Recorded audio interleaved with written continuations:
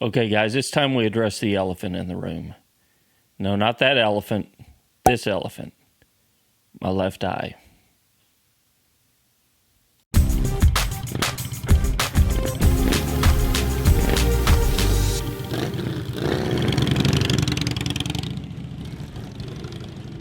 Now, before we get into this, let me start by saying this is not something that I'm offended by.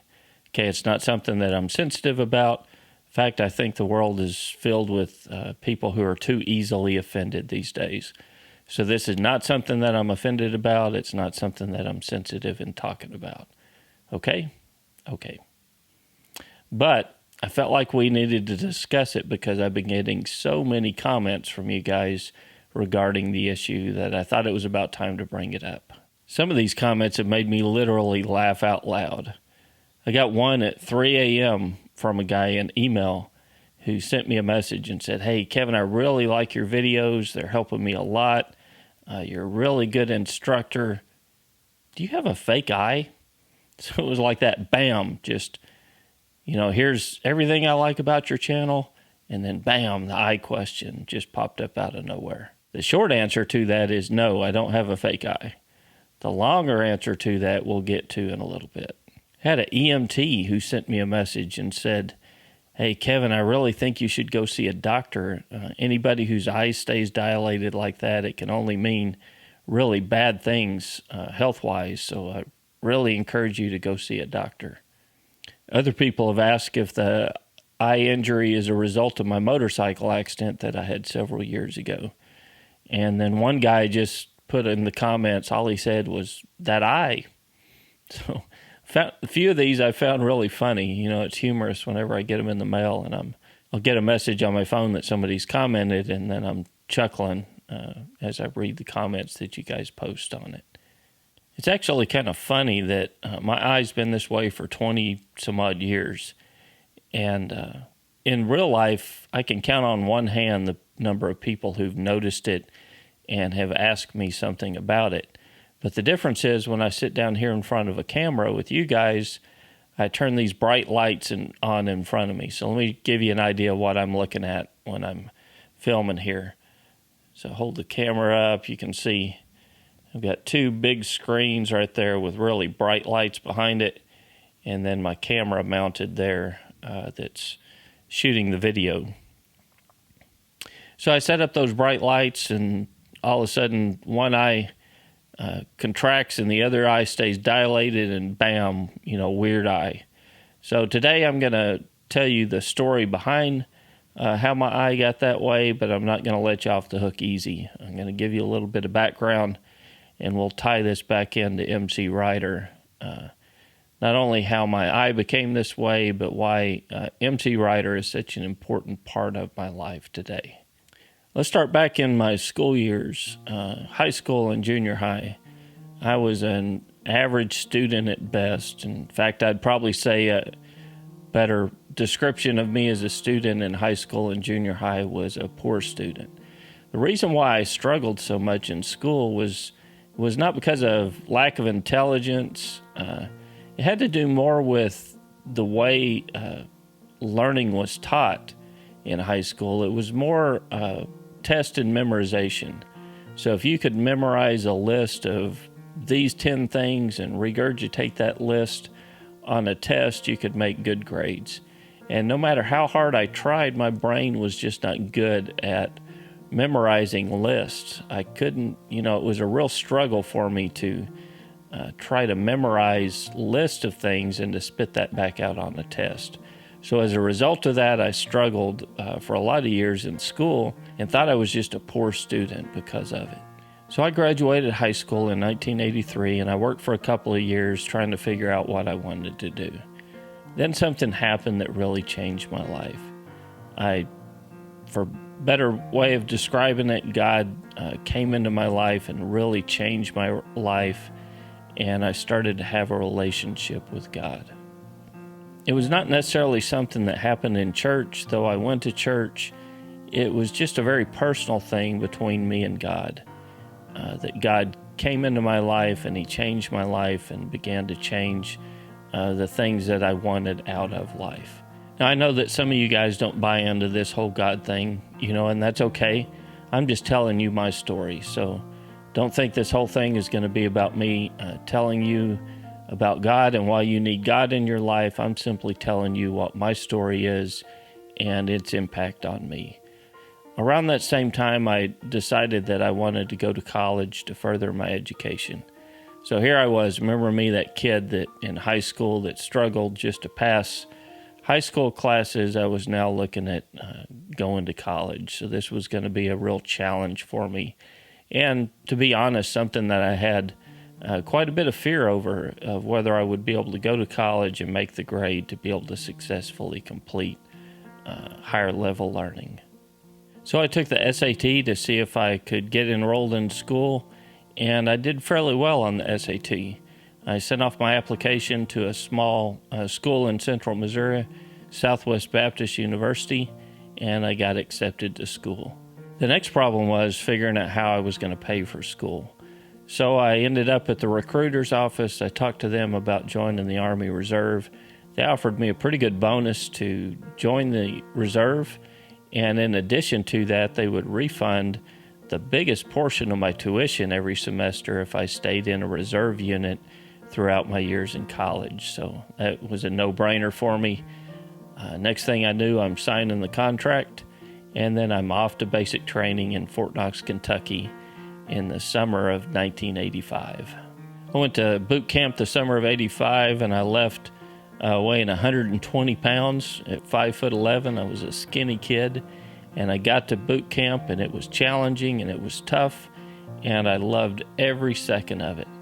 I got there, and I really felt at home, and I really liked everything about the military experience.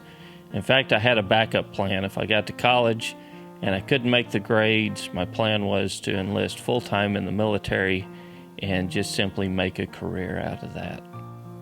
So I got to college my freshman year. I was still bald-headed from just getting out of boot camp. And to be honest, I had some nerves about whether or not I could make the grade in college. But college exams, instead of regurgitating a list of 10 things this or 12 things that, college exams challenge you to understand the meaning behind why something happened. And that was something that I could excel at. I could understand the meaning behind why an event happened and what its impact was on something else. And I did really well in college. I made the dean's list just about every year. And I found out that after all, I was a pretty good student.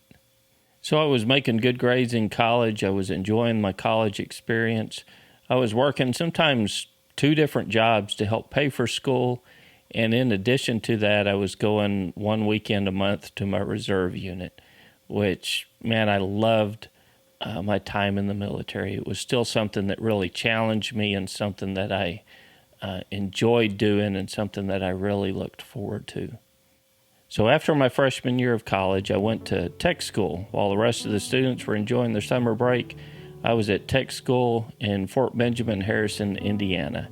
I spent the summer there at tech school, loved every minute of that, and then I came back for my sophomore year where I continued to work and finish up my sophomore year of college.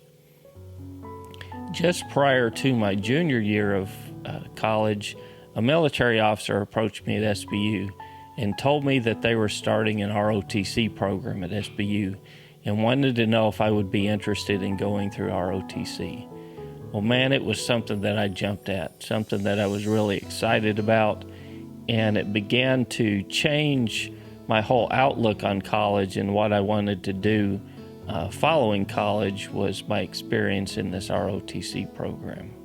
So in addition to working on my Bachelor of Arts, I was now working on a minor in military science with the goal of becoming a commissioned officer upon completion of my college education. So I graduated college in December of 1989, and following my graduation ceremony at the university, some military personnel, my family, and really close friends went to a chapel there on the campus, and we had a small commissioning ceremony where I became the first commissioned officer to graduate from the ROTC program at SBU. I remember that ceremony really well. My father was there, and he pinned my lieutenant bars on me for the first time, and it was really one of the proudest moments of my life to be there with family and friends and to reach that goal of becoming an officer in the Army. Also, in addition, I had a really cute blonde girl that I had just met who was there on her freshman year of college, and she was one of my friends who was in that ceremony, and somebody that I was hoping to get to know a little bit better along the way. Following my graduation and commissioning ceremony, I went to my officer basic course for several months in Fort McClellan, Alabama. Now, this was 1990, about the time that the first Desert Storm operation was started, and OBC was tough. Military training at that time, or military police training at that time, was focused more on small squad combat missions and training, because MPs were being called up in record numbers to go over and help settle things down in the Persian Gulf region as Operation Desert Storm was under full force. But I had really found a home in the military. I liked every second of being an enlisted soldier in the Army, and I liked every second of being an officer in the Army. And it was something that I had great pride in, and something that I was looking forward to continuing the rest of my career as an officer in the United States Army. Following my time at Fort McClellan, I returned back to SBU, partly to save some money to help pay for grad school. I was going to go to grad school, and honestly, to get to know that cute blonde a little bit better. We got to know each other a lot better, and in 1991, she agreed to be my wife. We were married, we packed up everything, and we moved to Fort Worth, Texas, where I was going to work on my master's program and eventually get back into the military as a chaplain in the United States Army. I don't know if you've ever met any chaplains in the Army, but most of them have little to no experience as a real soldier in the Army. But this was something that I had planned for a long time and something that I was working towards, and it was important to me to spend some time as an enlisted soldier to know what that was all about. It was important for me to go through all of the training programs as an officer in the Army and to understand what officers went through and what being an officer in the United States Army was all about as well. Because if I was going to minister to men in the military, it was important for me to have walked in their boots, to understand what they go through, to go through the hardships, to go through the training that they go through, so that I would be in a better position to understand them. So I started seminary to work on my degree, my master's degree, and to be honest, my time in seminary was not nearly as enjoyable as my time in college. In fact, I did not like seminary at all. It was a chore every day to get up and go to work and go to class, and it was a long program. It was going to take me about 3 years to get through, but in the end, I had this goal in mind of what I wanted to do, and I knew that working to get there would make it all worthwhile in the end. So I was finally at the end of 3 long years working on the master's program in seminary, and I could see the finish line in sight. In fact, I had 3 hours left to graduate to get my master's degree. Had 3 more hours to complete, one 1-hour class and one 2-hour class, and then I would be done. I was also working at that time full-time at a home for troubled youth and kids, and one of my coworkers there knew I had played baseball growing up, and he approached me one day and asked me if I'd be interested in playing on their baseball team that he was starting. Now, I had some reservations about playing baseball because it had been so long since I'd played, and I really didn't want to get out there and embarrass myself, but he promised me that I'd be no worse than anybody else playing on the team, and he was accurate on that. We were a pretty bad baseball team, but we got together, we practiced a few times, and then we set up for our first game. So I went out there for the first game. Didn't do too bad in the field. I went 2 for 5 from the plate with a single and a double. So at the end of that first game, I was just happy that I hadn't embarrassed myself and that I looked pretty decent out on the field. So with the first game of the season under my belt, we went back out for the second game, and during that second game is when my life changed. Our catcher, who was the friend who asked me to play on the baseball team with him, had made the final out of the inning. And he was back in the dugout getting his catcher's gear back on as we took the field. I'd been playing second base, and we had a pitcher that was a real ringer. He had pitched Division I baseball at LSU, was a starting pitcher for the LSU Tigers, and he was by far the most talented guy on the field that day. He could throw harder than anybody I'd ever seen pitch in person. So he was our pitcher, and he was just standing out there not having a chance to warm up because our catcher was getting his gear on. So I walked behind home plate thinking that the pitcher and I could toss the ball back and forth and we'd at least keep his arm warm until the catcher got his gear back on. So we're standing there tossing the ball back and forth. And for whatever reason, and I still don't know the reason why today, I decided to kneel down behind home plate thinking that the pitcher and I would just continue to soft toss the ball back and forth because I didn't have any gear on. I didn't have a mask on or, chest protector or any catcher's gear on, just my fielder's glove, ball cap, and a pair of sunglasses. So I kneel down, and I'm glancing over at the dugout to see how our catcher is doing putting his gear on. As I'm looking over at the catcher to check on his gear, the pitcher decided that, because I knelt down, I must be ready for him to bring the heat. So he reared back and threw a fastball. And at the time I'm looking over at the catcher, didn't even notice that the pitcher was moving. And as soon as I glanced back up to look at the pitcher, expecting to see him winding up and tossing another, soft pitch up, I look up and immediately all I can see is a baseball. And it was just a split second, a moment in time. All I had really the time to think was I'm hit. Was the only thing that flashed through my mind was I'm hit. The next thing I heard was the loudest crack I have ever heard in my entire life. Now, I'd been around howitzers in the Army. I was in a field artillery unit through college. So I'd been around field artillery, and they were loud. But, man, it didn't compare to the sound and the crack that I heard when that baseball hit me in the eye. I remember the ball hitting me, and everything from there on really seemed to happen in slow motion. I remember the ball hitting me and that loud crack. I remember my head going back. In fact, it went back to the point where I thought as I was falling back onto my back that I might break my neck because my head was so far back by the time I hit the ground. I remember hitting the ground and laying out in the dirt behind home plate.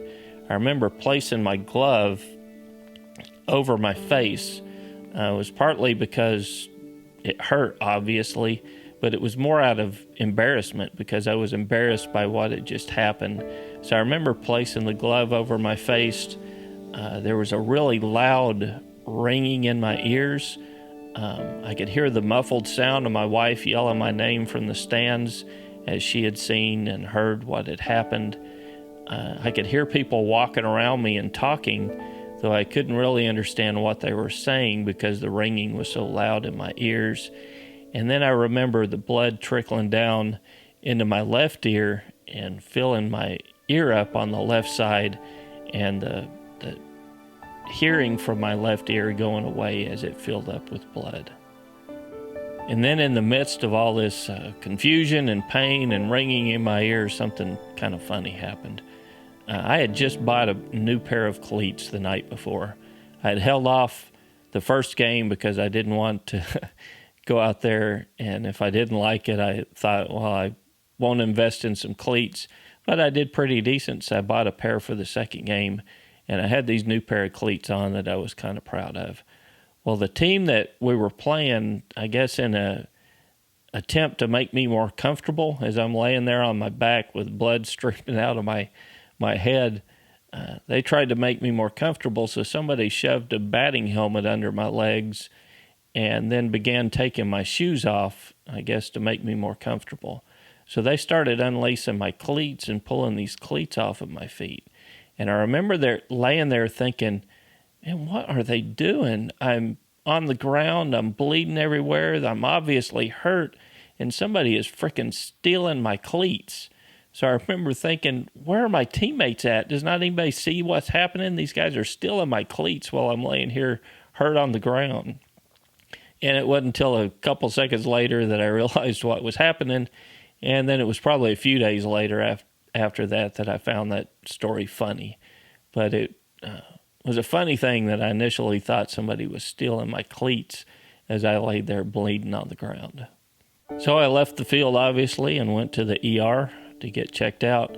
The end result, I had an Oakley type pair of glasses on with a polycarbonate lens, and that the glasses had compressed so much from the impact of that shot, it hit my left eye, and it compressed my eye to the point where it blew the entire eye socket underneath my eye down into that sinus cavity. So the eye socket shattered, and a portion of that fracture went back and hit the optic nerve behind my eye, and that causes it to stay dilated today. They called in a specialist, an ophthalmologist, to look at my eye there in the emergency room, and I can remember my eye was completely swollen shut, and I remember him putting a tool in there to, like forceps, to open my eye up so that he could get a check of my eyeball. And I remember him shining a light into the eye and asking me if I could see the light. And I remember telling him at the time that I couldn't see anything, that I couldn't see the light at all.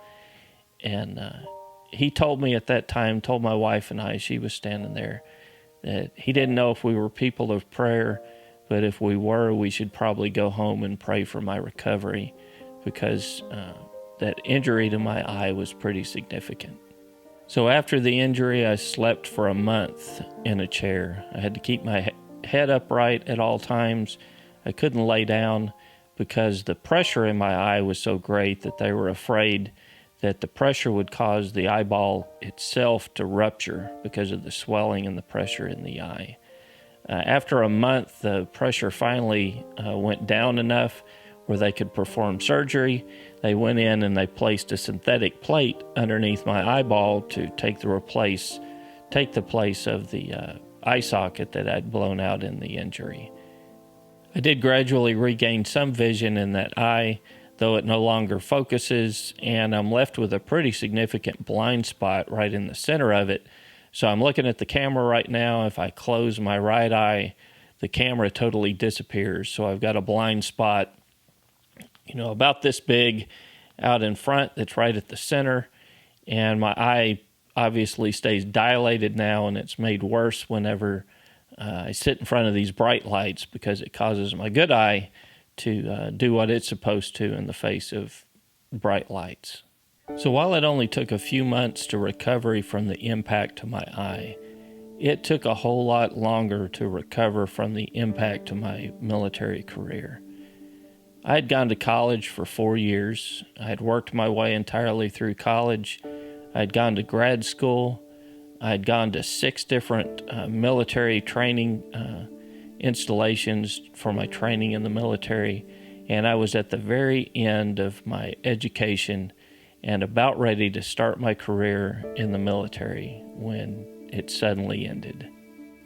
Because I was now legally blind in my left eye, I couldn't pass the physical to re-enlist in the military, so my military career was gone. And it was a lot of work and a lot of effort to get to where I was on that day. And in fact, it was kind of like a race. I could picture this long marathon race, and there I was, just feet from the finish line with the ticker tape stretched out over the finish line, and then all of a sudden the people dropped the ticker tape and the race was over, and there was no celebration at the end of that race, and there was nobody coming over patting me on the back saying, hey, good job, good effort, it was a hard race but you made it through. It was just over. Just like that, it was over. Everything that I had worked for, everything that I had been gearing up for was suddenly gone. And in fact, it was for months afterwards when I would see someone in a military uniform or something would come on TV that was military related, I would get this twinge and this pain in my stomach, this pain in my gut when I would see anything military related, because I so badly wanted to complete what I had started and to at least experience more of a career in the military and what I felt like God had called me to do. So I'd like to tell you I bounced right back up on my feet and I found something different, but it didn't quite happen that way for me. I struggled with this for a long time. And in fact, I struggled with it just trying to find something that I could do, something that mattered to me, and something that was important, and I felt like it was important and would make a difference in the lives of other people. I eventually developed some web development skills, teaching myself web development, and somehow I landed a job at a .com startup. I was the 12th employee at this .com. We quickly grew to several hundred employees, and then 2 years later, the whole thing crashed down and the .com bust, and they laid everybody off and shut the doors in the .com experience. Went from there and I worked at a mortgage company in their web and IT development, and I was the lead developer / designer in redesigning the website for 5 mortgage companies actually that were merging into one corporate entity. So bringing 5 separate websites and web presence under one umbrella in a mid-sized mortgage company. Also worked in the airline industry doing front-end web development for the homepage of a major airline. I had jobs. I had some success in the jobs that I was working at, but I never really felt like I had a calling. It never replaced what the excitement and the challenge that I felt from a military-related career. After several years of being out of the military, I was finally able to put a finger on why the military meant so much to me. I liked things that were a challenge, and the military was a good challenge. I liked things that other people thought weren't necessarily a prudent thing to do. I liked things that took skill and effort, and I liked things that were a little bit dangerous. That was something that appealed to me and something that helped get me up in the morning and challenge me career-wise, and the military did all of that for me. Well, several years after the baseball incident, I got the desire to buy another motorcycle. Now, I had ridden a motorcycle prior to joining the military, but I had not ridden since then. I'd ridden as a kid, but never as an adult. So I bought a motorcycle. I went out and bought a Harley Sportster, and I thought I'd just ride a little bit on the weekends and thought that was all there would be to it. But man, after buying that motorcycle and getting my legs back under me, getting a little bit of skill out on the street again, that bug hit, and it hit hard. And I would say since that time, 90% of my miles, if I'm by myself, are on a motorcycle. If I'm going somewhere and there's not a specific need of why I need 4 wheels and I'm by myself, I'm going to be on 2 wheels. It's just something that's hit, and it took hold of me really hard. It was not until recently that I understood why riding a motorcycle had become so important to me. You see, because riding a motorcycle offered a challenge. Riding a motorcycle was seen as not the prudent thing to do by a lot of people. Riding a motorcycle well took skill and effort. And riding a motorcycle was a little bit dangerous. It appealed to all those things in me that the military had once filled for me. Motorcycling was now filling that gap. About 5 years ago, I got certification to begin teaching motorcycle classes for the Motorcycle Safety Foundation, and it was something that I really enjoyed doing. So in addition to working IT jobs, I was working some on the weekends, helping new riders develop their skills on motorcycles. A few months ago, I got the idea to start MCrider. MCrider was a way for me to give back to the motorcycle community. Because of my years in web development and web design, I was in a pretty good position technically to get this started and get it up off the ground. And I was in a pretty decent position to be able to explain the fundamentals and the basics of motorcycle riding and to help other people gain control and skill on a motorcycle. As the ideas for MCrider began to flood in, I got more and more excited about this process. In fact, I often get up in the middle of the night with ideas on how to make the next training video or things that could make the next video better, and I'll jot those down on the phone at 2 or 3 a.m. in the middle of the night. It keeps me up at night thinking about this and being excited about this and trying to make MCrider more valuable to you guys. I also hope that it will one day become a source of full-time income for my family and me. So I've literally spent hundreds of hours getting MCrider off the ground, but I've not spent 1 minute working on MCrider. It's something that I enjoy doing, and it's never been a minute of work. And as corny as it may sound to you, to some of you guys, I really feel like I have a new calling. MCrider is my new calling, and something that I'm passionate about, and something that I'm excited about, and something that has given me a new challenge to get up every day and to provide good training for you guys on the web. I love the community that started around MCrider, and it's my passion to help see it grow and continue to grow and to get better in the coming years. So there you have it, the story behind my freaky eye and why it stays dilated. Kind of a long story, and I imagine many of you at this point are thinking he could have just said he got hit by a baseball. Why all the extra drama around it? But I wanted to share with you my story behind MCrider and what makes me tick. And I wanted to share with you my story of being a Christian and how, as a Christian, I don't believe God promises to shelter us from problems, but He promises to give us the strength to get through it. And I wanted to share with you my passion for MCrider and why it's important to me. It's my hope and my literal prayer that through MCrider, you'll continue to develop your skills and increase your competency on a motorcycle, and as a result, you'll learn to love motorcycling in the same way that I have. So guys, this is Kevin with MCrider, and we'll see you on the road.